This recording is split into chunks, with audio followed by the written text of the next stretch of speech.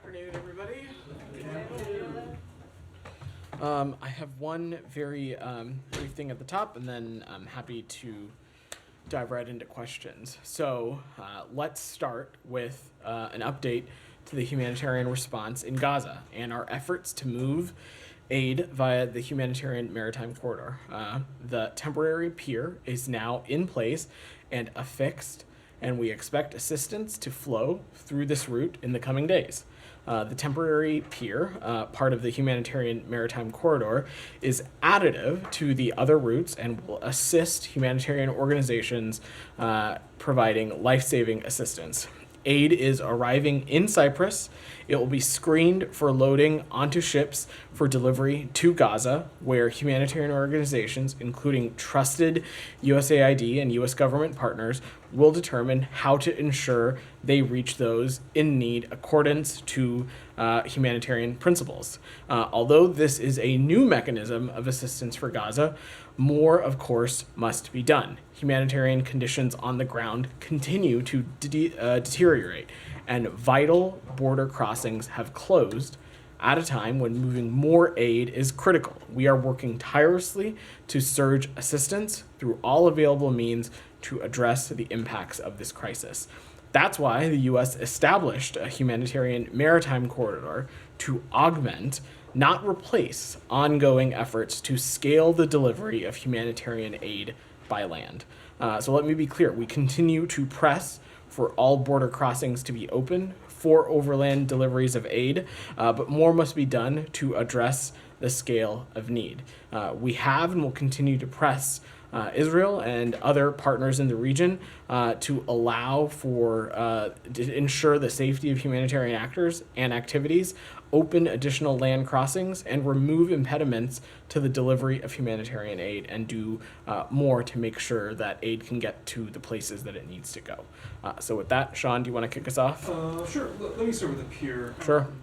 The UN, your counterpart of the UN was saying today that they're still looking operationally in terms of how to deliver the aid, that there are concerns about safety, about the logistics, I'm paraphrasing, of particularly UN workers there in Gaza, even if aid comes off the pier. Do you think these can be sorted out? I mean, I know that the pier is anchored today, but are you confident that delivery can actually happen and those issues will be sorted out? Absolutely. So we intend to work with the totality of the UN family to make sure that aid can get where it needs to go. Specifically, Sean, after the commodities are ashore, the UN, through the logistics cluster, will receive the aid for humanitarian organizations, including ones that I just said, that are trusted partners of the US government, to distribute aid inside Gaza. But do you think they do have those safety assurances that they're ready to go as far as the U.S. is We're continuing to have those conversations. From our point of view, we believe that this is ready to go and for aid to start flowing as soon as possible. And on a similar note, Rafah, of course, is closed. I know you spoke about opening the Rafah crossing, and you spoke about opening further crossings. Prime Minister Netanyahu, I think it was yesterday, had some choice words for Egypt, saying that Egypt needs to act to open it. Egypt and also has responded quite forcefully, saying that basically truck drivers don't really want to go essentially through an Israeli checkpoint to get in. How confident are you that these issues can be resolved? Is the U.S. trying to do anything to solve this? Well, we're certainly confident that they can be resolved because they have been resolved at various instances over the course of this conflict. The U.S. supports Israel's right to defend itself and support taking every feasible measure to protect civilians.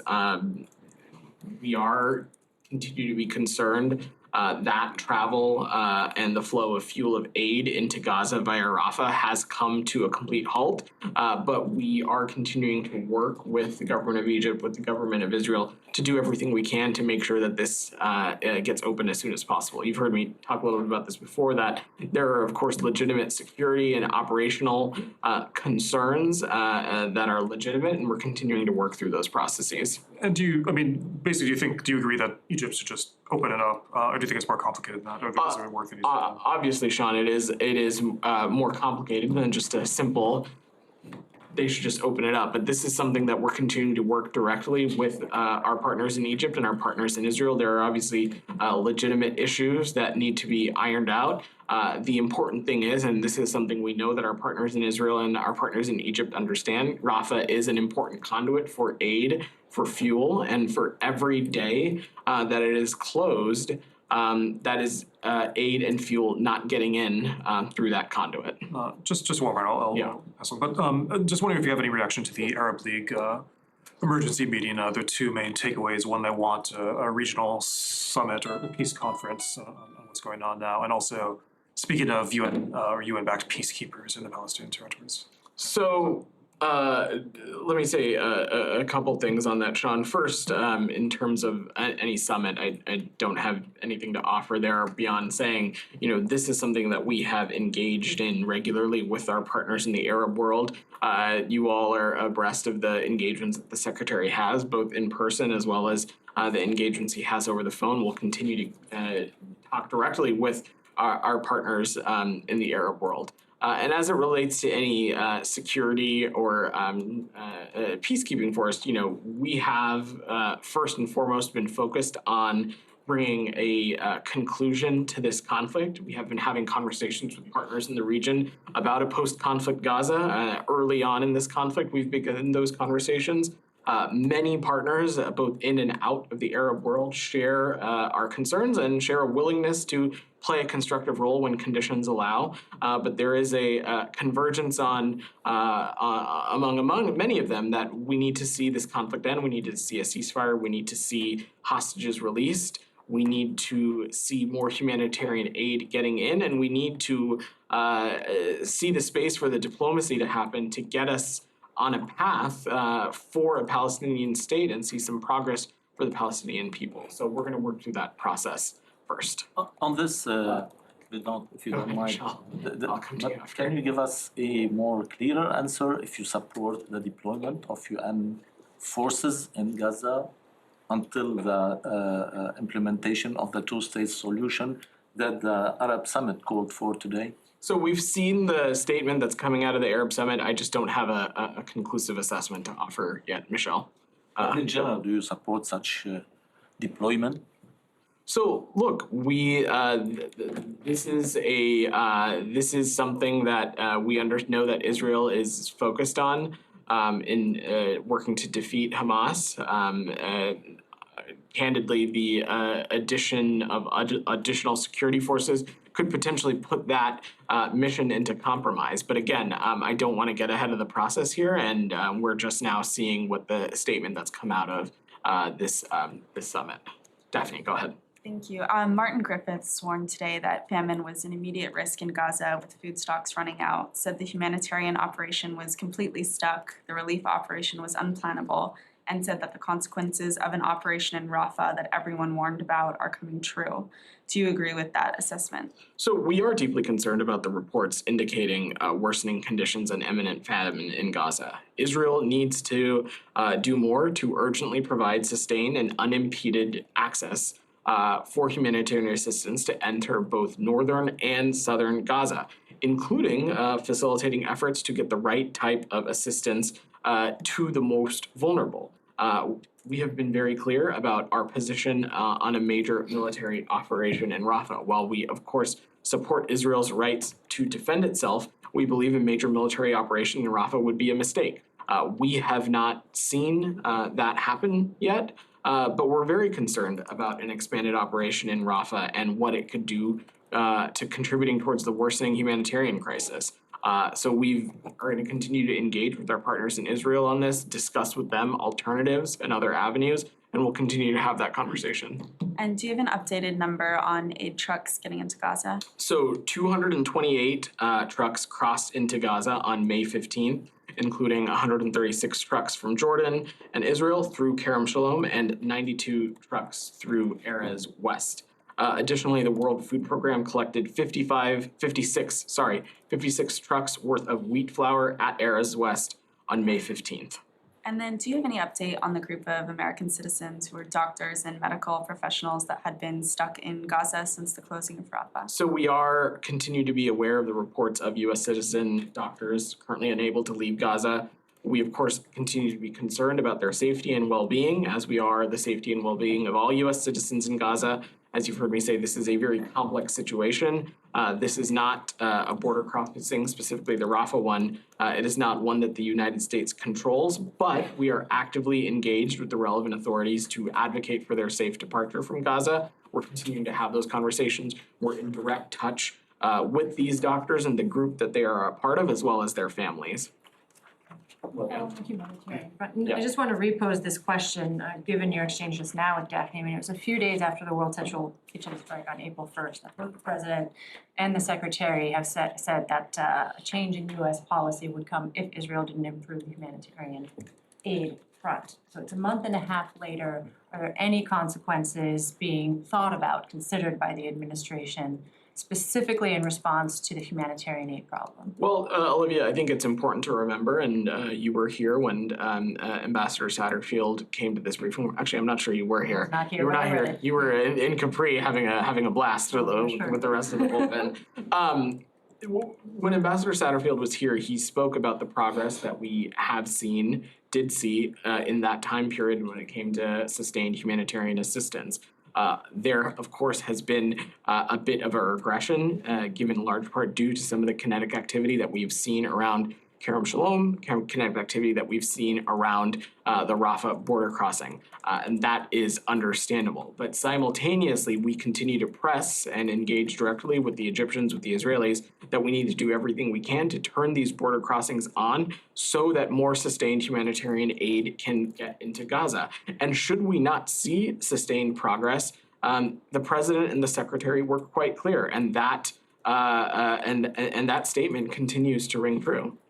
Okay, I mean, just underscoring the fact that it was a month and a half ago, I understand there was some progress, but. There was progress.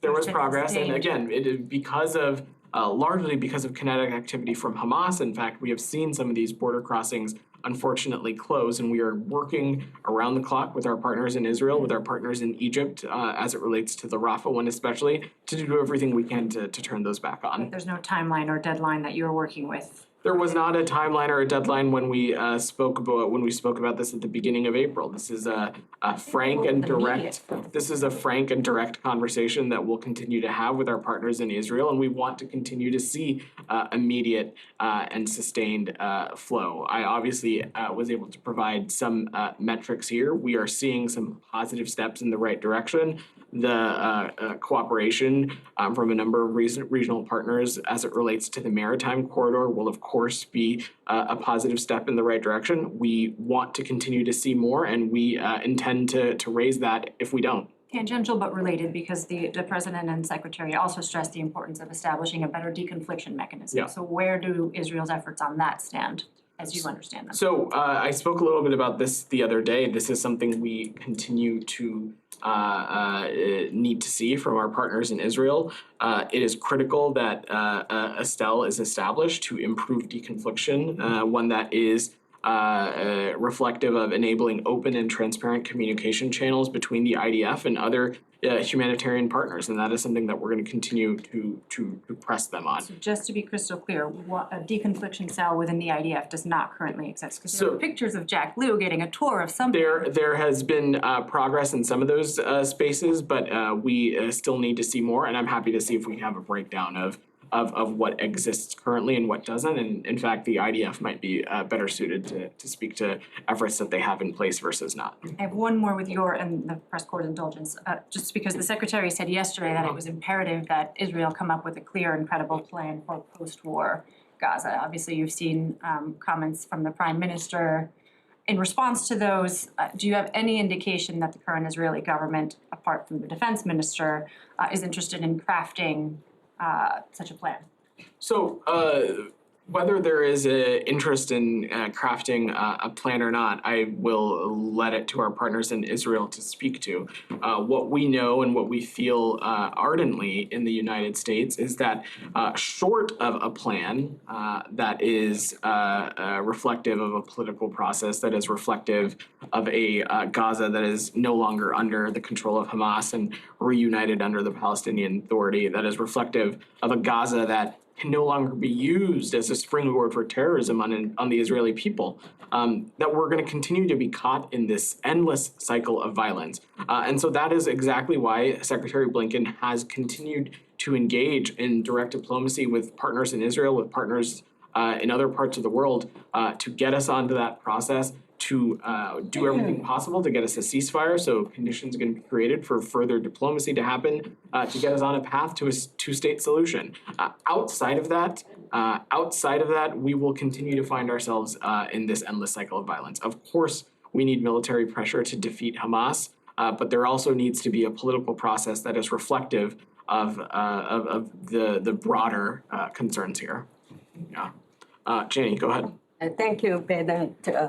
On China and Russia, regarding the summit meeting between China and Russia, Chinese President Xi Jinping and Russian President Putin said in a statement from the summit that they pose pressure on North Korea by the US and its allies. How will expectation about influence change as China and Russia defend North Korea?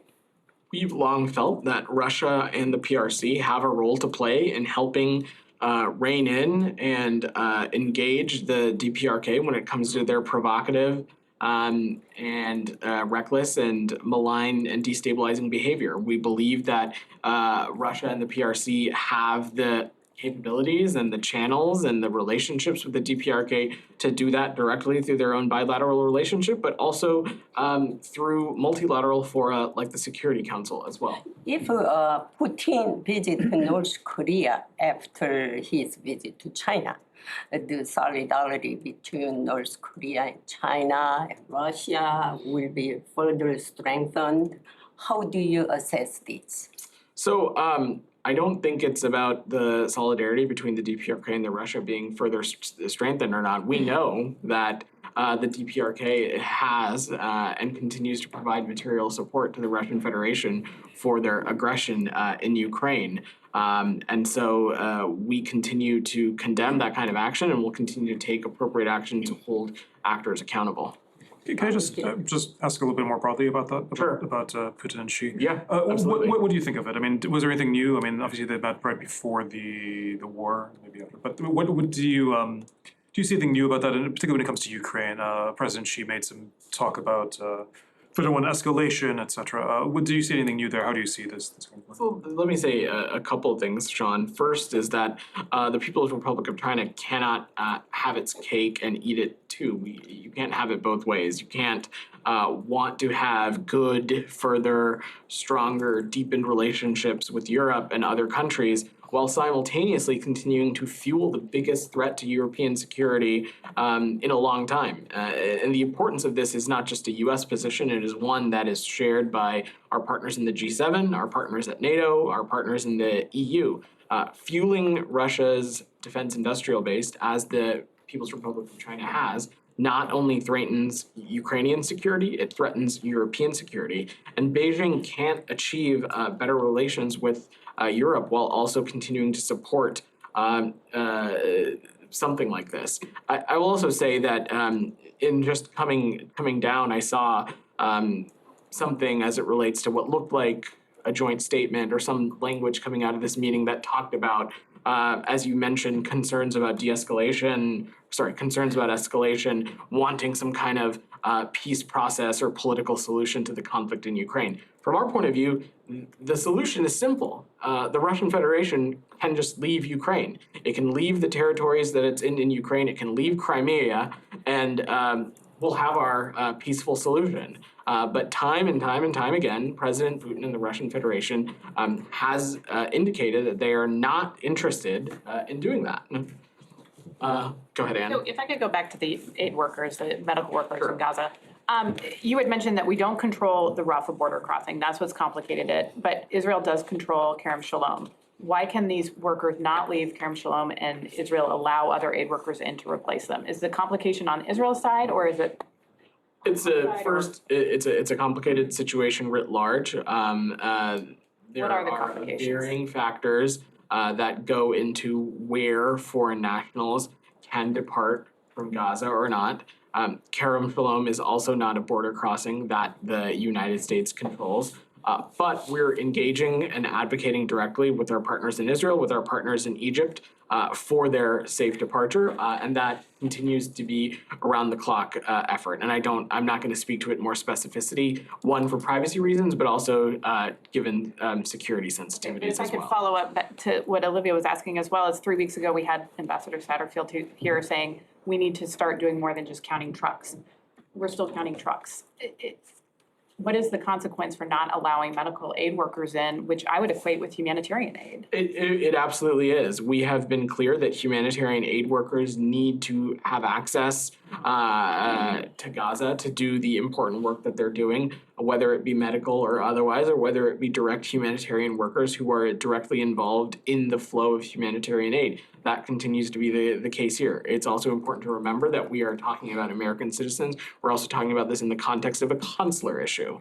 And so while it is great that they are humanitarian aid workers doing important work, they are American citizens also. They're American citizens first. And so we're talking about a consular issue and doing everything we can to make sure that we can get them to safety. That being said, we continue to believe that those working in this field of humanitarian aid and humanitarian issues need to have unimpeded access to do this important work. Rabia, go ahead. Thank you. Following up on these humanitarian aid Yeah. questions in Gaza, so in the NSM report, you say that Israel is not deliberately restricting aid, but you also say today that you continue to press Israel to allow entry of more humanitarian aid into Gaza. So if Israel is not restricting aid, then what prevents Israel from allowing more aid into Gaza? To do land crossings, considering that, these land crossings are under Israeli control. So, Rabia, there are, of course, legitimate logistical concerns and legitimate security challenges that sometimes need to be worked through. Let's remember that one of the reasons that aid was throttled from Kerem Shalom last week was because of kinetic activity from Hamas attacking Kerem Shalom and the surrounding region. So there are some of these legitimate security concerns that we need to work through. Israel has every right to its security and to ensure that the aid that is flowing within Gaza is flowing in a secure way, in a way that does not compromise their security further. We're continuing to work with them through these processes. But that being said, we have been explicit that more needs to be done to augment humanitarian aid efforts, especially through these land crossings. So Israel is not doing enough, but you still think that they are not deliberately restricting the aid? So I think I was pretty clear when I think you asked this question just the other day, which is that more absolutely can be done to enhance the flow of humanitarian aid into Gaza, but we have not seen any restriction or stoppage of humanitarian aid by Israel. Aid is flowing into Gaza. I just gave your colleagues some metrics about aid that was flowing yesterday, and we'll continue to provide updates as frequently as we can. Saeed, go ahead. Thank you, Bidan. Sorry for being late. No, you're good. Very quickly on the aid, I don't know, maybe you touched upon it. Are you aware that the Israelis or Israeli settlers have destroyed or, stopped 5 trucks from going in? I've seen some of those reports, Saeed. I can't offer. The Jordanians. I've seen some of those reports. I can't offer a technical assessment of where those trucks are in their path or their flow to their ultimate endpoint, or whether that aid was able to be rerouted or not. What I can say, though, is that humanitarian aid must not and cannot be restricted, stopped, or interfered with. And our partners in Israel need to do more to hold actors like this accountable when action is taken that is inconsistent with what we know is important, which is getting more humanitarian aid into Gaza. So what is your position on the Rafah crossing? At the present time, the status of the Rafah We crossing. just spent a lot of time talking about Rafah. I know you were tardy, but I will encapsulate it briefly for you, which is that We are working around the clock with our partners in Egypt and Israel to do everything we can to get the Rafah crossing open. Due to it being closed, unfortunately, there has been a stoppage of aid and fuel flowing into Gaza via Rafah. There are some legitimate operational and security concerns and challenges that we're continuing to work through, but we recognize how dire and how important it is that this crossing open as swiftly as possible. And lastly, Yeah. yesterday marked the 76th anniversary of the Palestinian Nakba. And of course, the Palestinians commemorated it in the shadow of the ongoing war in Gaza. So incredibly enough, not only that the issue was not resolved over a period of 76 years, but there's a second Nakba ongoing. I mean, there's the movement of people, 600,000 here and 600,000 there and so on. And I remember what the Secretary of State said just before that, the time has come for the Palestinians to live in a measure of dignity, much like the Israelis and so on.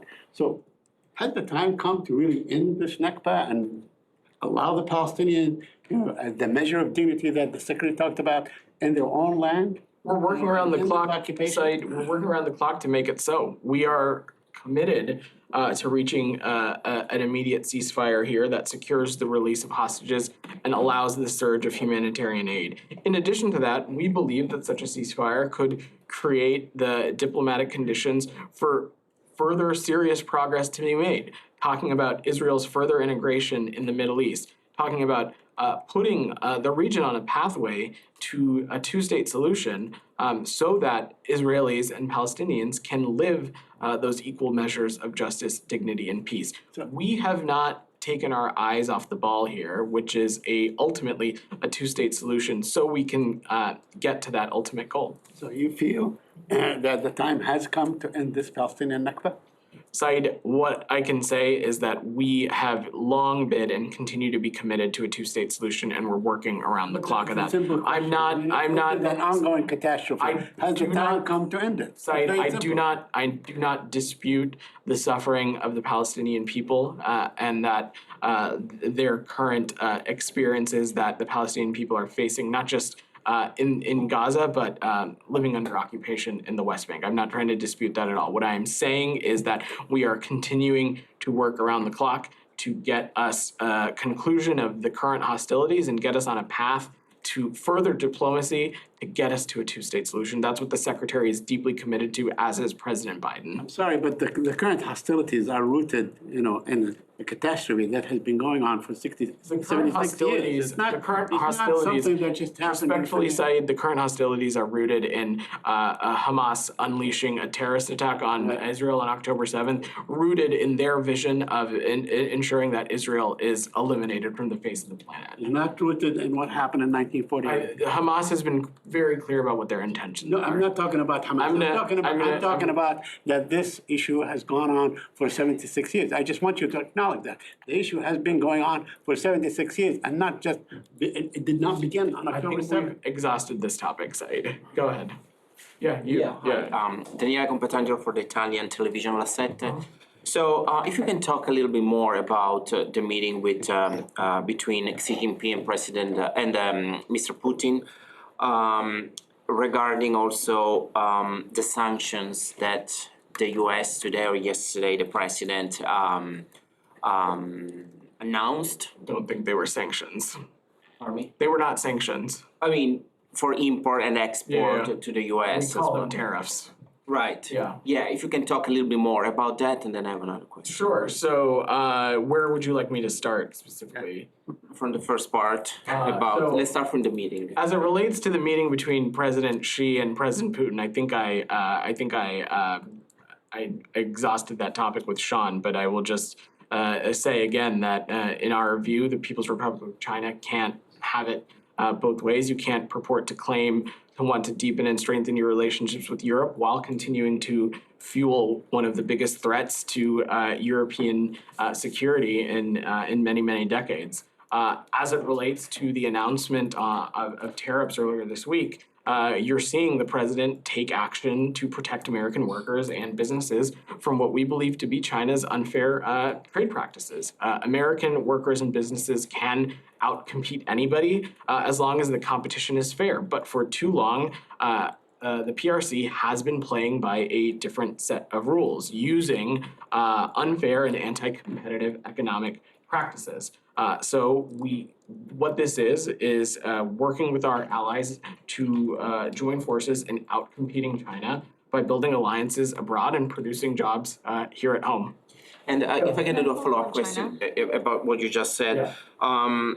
I don't know if you're aware, for instance, Italy have signed some sort of agreement with the Chinese, and the President Xi Jinping was in Europe in last week. And the Chinese Who signed an agreement? Sorry. Also Italy. In Italy, right. Chinese electric car will be start being imported, I believe next year. So how does the U.S. try to manage? The Chinese that trying to have business with Europe as you know, because they have to, and then also they're trying to put their nose in Ukraine. So it looks like they're trying to. So look, let me just say this, and the United States is not, of course, party to this, but we welcome investment and trade that promotes sustainable and responsible development and growth. But we continue to urge, in all cases, the need to emphasize transparency, sustainable financing, sustainable practices, and preservation of national and data security to ensure mutual benefit for the United States, Italy, and other partners. And that is something we have not always seen as it relates to investments and trade practices by the People's Republic of China in countries around the world. Thank you. Daphne, go ahead. Thanks. Just back on the Putin-Xi meeting. Yeah. The secretary went to China recently and expressed concerns over its growing cooperation with Russia. And yet this meeting is happening now, and they pledged a new era of partnership. Are you concerned that the trip was an unsuccessful attempt to stem this relationship? And is there anything more you can do to put the brakes on it? So absolutely not. The trip was not unsuccessful. You have to remember that our engagements with the People's Republic of China is multifaceted.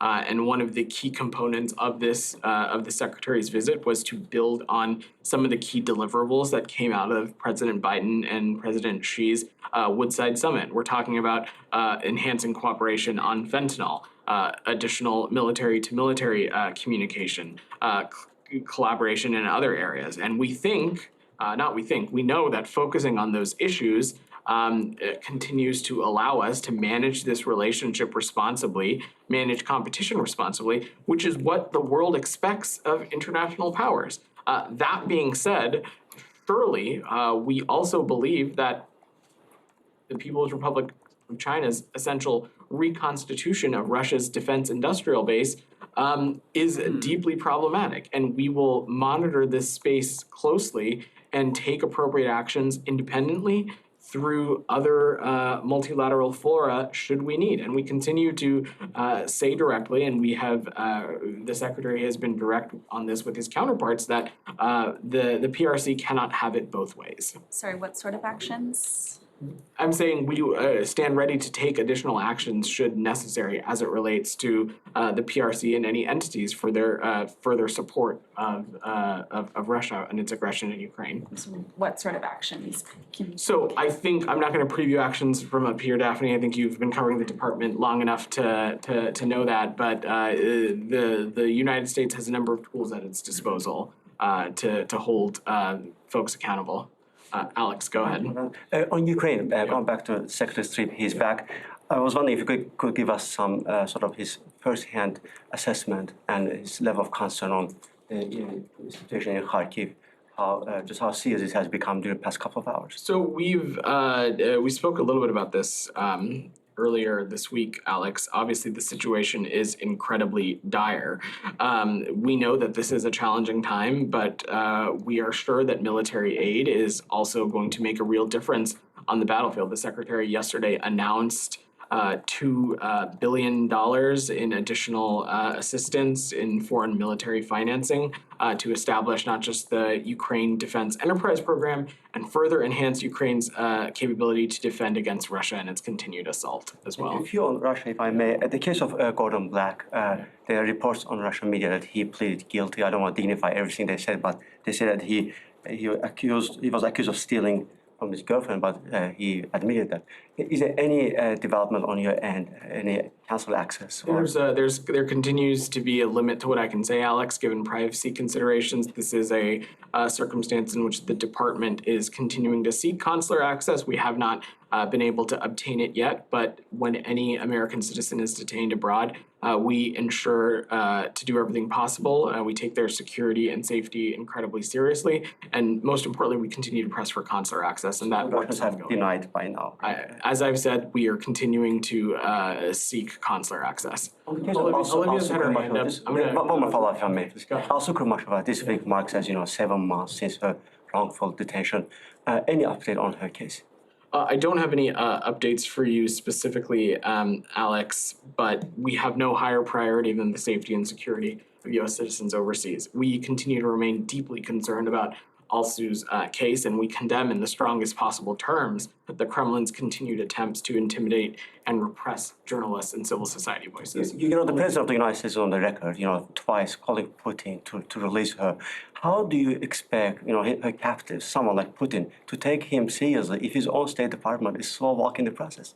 I would dispute that premise, Alex. We are certainly not slow walking the process. There is a deliberative process at play here in terms of any formal or wrongful detention designation, but we would echo the president and that she should be released.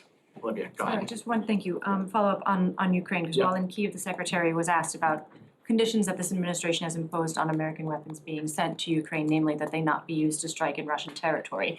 The secretary said that the U.S. had not enabled or encouraged such attacks, but then added that it was up to the Ukrainians to decide how to conduct this war. And to some, that sounded like it might have been a loosening of this policy. So I just wanted you to clarify whether there has been any change in how the U.S. is thinking about the weapons that it's sending to the Ukrainians. Could they be used to strike beyond Ukrainians? So certainly not a policy change. Our policy has not changed, and the secretary was clear about this. We do not encourage or enable strikes on Russian territory, but repeatedly we've also said that Ukraine ultimately makes its own decisions about its military strikes and its operations. And that continues to be the case. Would they face consequences if they used American weapons to strike? You know how I feel about hypotheticals, Olivia, so I'm just gonna leave it at that. Go ahead, you had your hand up in the back. Thank you, Vedant. Mark Stone from Sky News.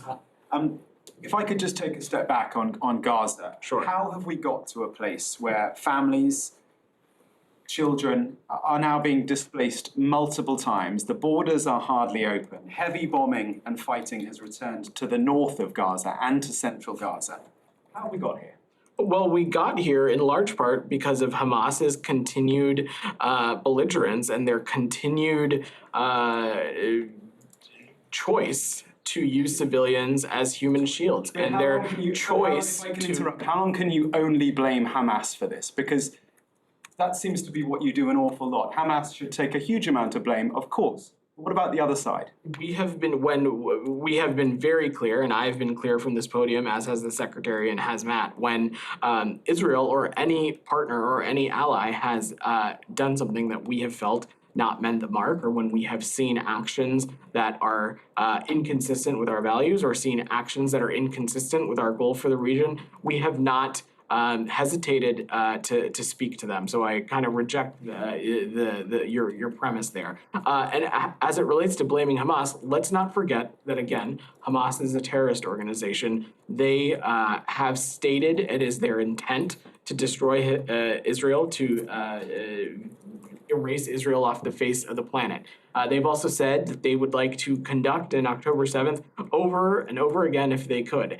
And when we talk about ending this conflict, it is Hamas that has continued to move the goalpost. It is Hamas that has continued to not take the deals that have been on the table that would have allowed for this conflict to reach a ceasefire, that would have allowed for hostages to be released. So if I can follow up, the premise of your answer seems to be, your first answer seems to be that the Americans have been talking, have been influencing What are American words worth these days? What is American influence worth? I think American influence is worth quite a bit, and it is because of American engagement and American leadership and American diplomacy, specifically by this secretary and by this president, that we have seen things unfold in a certain way. We have seen humanitarian aid be unlocked. We have seen things like this new maritime corridor be accomplished. I'm certainly not trying to say that it is enough, but it is a step in the right direction. Let's not forget that at the beginning of this conflict, there was close to little humanitarian aid flowing into Gaza at all. And it is because of Secretary Blinken and President Biden that we are trending in a different direction. But we're not. It's going backwards. The fighting has returned. The borders have shut. People are being displaced repeatedly. Things are plainly going backwards, not forwards. We have been clear that there needs to be some progress made as it relates to some backward steps in the past couple of weeks, but there has been a sustained period in which we saw an increase of humanitarian aid, and we're going to continue to work that directly. Nick, go ahead. On Cuba, Yeah. state removed Cuba from the list of countries not fully cooperating against terrorism. That's right. Can you explain a little that rationale, and also is this a prelude to Cuba no longer being considered a state sponsor? Let me start with that second part first. So the designation of a state sponsor of terrorism is a totally separate process from an NFCC certification. There have been countries certified as NFCCs without being designated as state sponsors of terrorism, and vice versa. U.S. law establishes specific statutory criteria for rescinding any state sponsor of terrorism designation, and any review of Cuba's status on this would need to be based on the law and the criteria established by Congress. So to take a step back on this NFCC process, the department determined that the circumstances for Cuba's certifications as a not fully cooperating country have changed from 2022 to 2023. First, Cuba's refusal to engage with Colombia on extradition requests for National Liberation Army members supported Cuba's NFCC certification for 2022. In August of 2022, pursuant to an order from Colombian President Petro, Colombia's Attorney General announced that arrest warrant would be suspended against 17 ELN commanders, including those whose extradition Colombia had previously requested from Cuba. Moreover, the U.S. and Cuba resumed law enforcement cooperation in 2023, including on counterterrorism. Therefore, we've determined that Cuba's continued certification as a not fully cooperating country was no longer appropriate. I will also tell you that just since you've given me the opportunity, Nick, sales of defense articles to Cuba will continue to be restricted under Section 40 of the Arms Export Control Act, given Cuba's status as a state sponsor of terrorism. Moreover, Cuba remains subject to a incredibly comprehensive embargo still.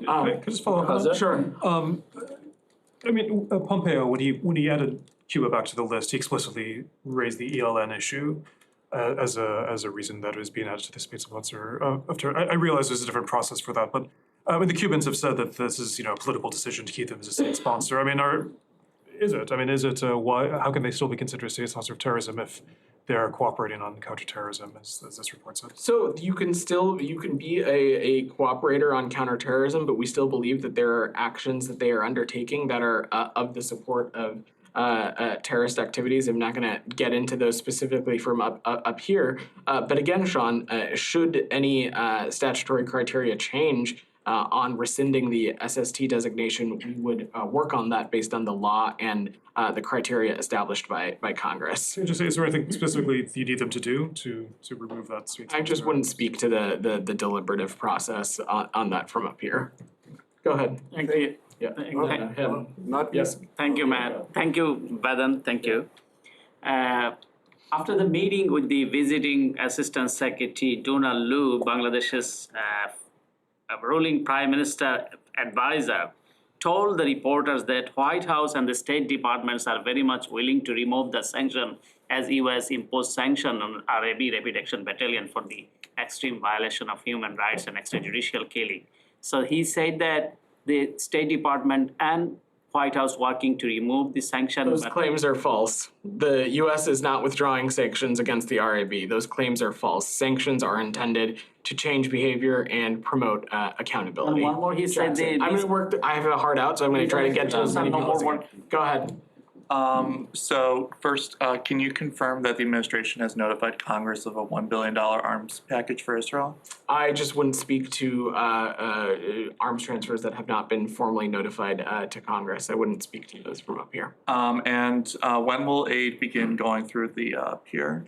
You missed my topper, Jackson. You were late. And I apologize for being late. So what I had said at the beginning was we hope that aid will begin flowing very soon. It will be pre-screened in Cyprus and then on its way to Gaza. And finally, what's your reaction to South Africa telling the ICJ that Israel's quote, genocide has continued at pace and has reached a new and horrific stage, end quote? We have been pretty clear about the fact that we do not believe that what is happening in Gaza is genocide, and we continue to believe that those claims are unwarranted and false.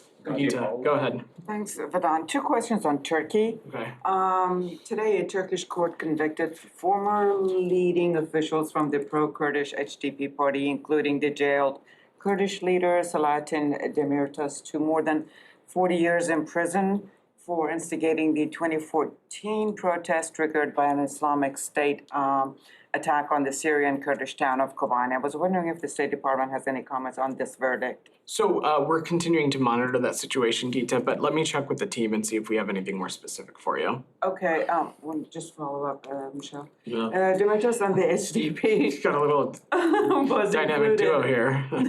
was included in the State Department's 2023 annual Human Rights Country Report. In Section 3, freedom to participate in the political process. Do you think the verdict today is a violation of human rights? So let me just say, we will raise and discuss human rights with all of our partners bilaterally, and that of course continues to include Turkey. But again, on this specific situation, I'm gonna check with the team before I offer anything more specific. Michelle? Yeah, thank you. I have two questions. Yeah. Saudi Crown Prince has met today with the Syrian president in Bahrain.